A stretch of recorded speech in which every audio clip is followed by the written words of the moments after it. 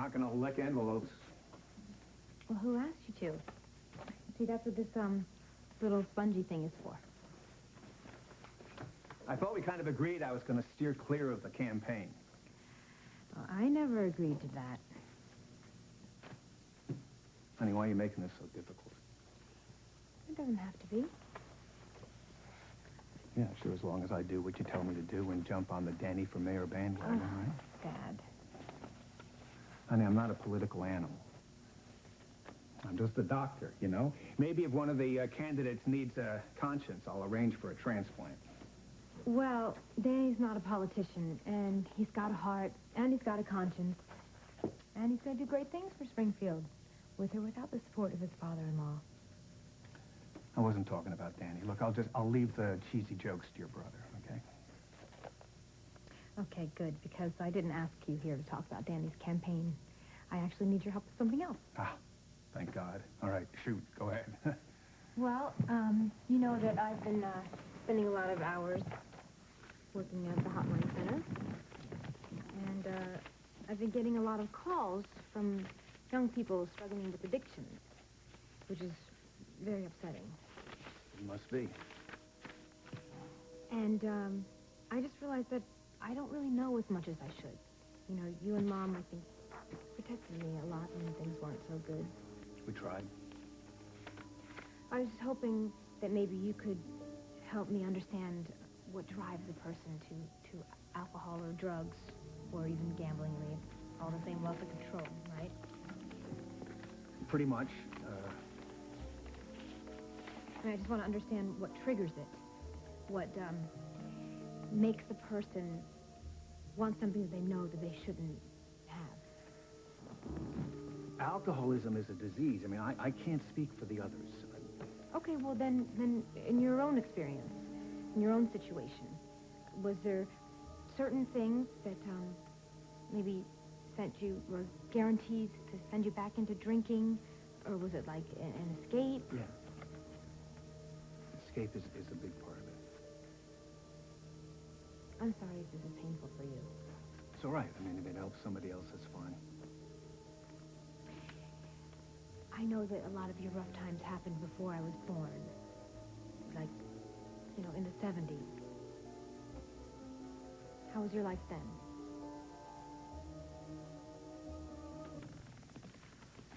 What happened back then, Dad? I mean, I think I'm old enough to know now, right?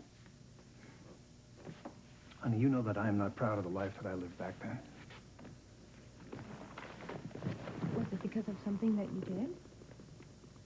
More something that I didn't do, you know? I checked out. I checked out from my friends, my family. I checked out from my entire life, practically. You know, Dad, you always give me the broad strokes. Why is that?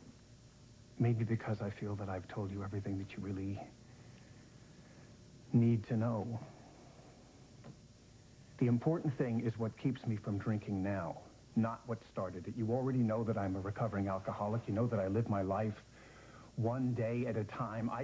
It's this emphasis on the past that is irrelevant that I don't understand. Well, it's relevant to me. I mean, it's relevant to my callers. Okay, all right. You went back and forth between drinking and not drinking.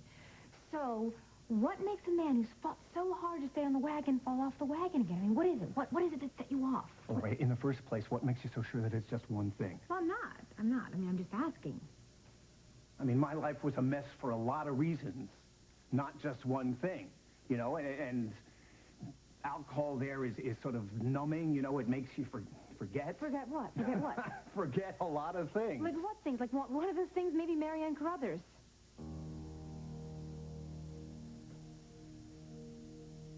Michelle, we've gone over this and over this. I don't know anybody by that name. See, I don't know a Marianne Carruthers, so what I don't understand is why the hell you keep bringing her up. What is it? Every time I mention Marianne Carruthers' name, it's like you're a different person. I'm not a different person. I'm just wondering when my words stop meaning anything to you. It didn't. It means everything to me. But you were drinking back then, so maybe you don't remember everything. I remember everything. And why is it that I feel like you're hiding something from me? Maybe because I am. Dad. I have never kept my drinking a secret from you, but that doesn't mean that I feel obligated to paint you a picture. I understand that, but it still weighs on you, and I can see it. Of course it weighs on me.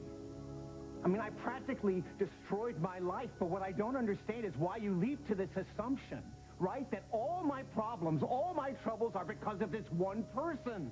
Because I received that letter, and I received it for a reason. It has to mean something. Well, it doesn't mean anything to me. Except maybe that my daughter now believes an anonymous scrap of paper about some made-up person and not me. So you think she's not real? I think she's not real to me. She is not real to me.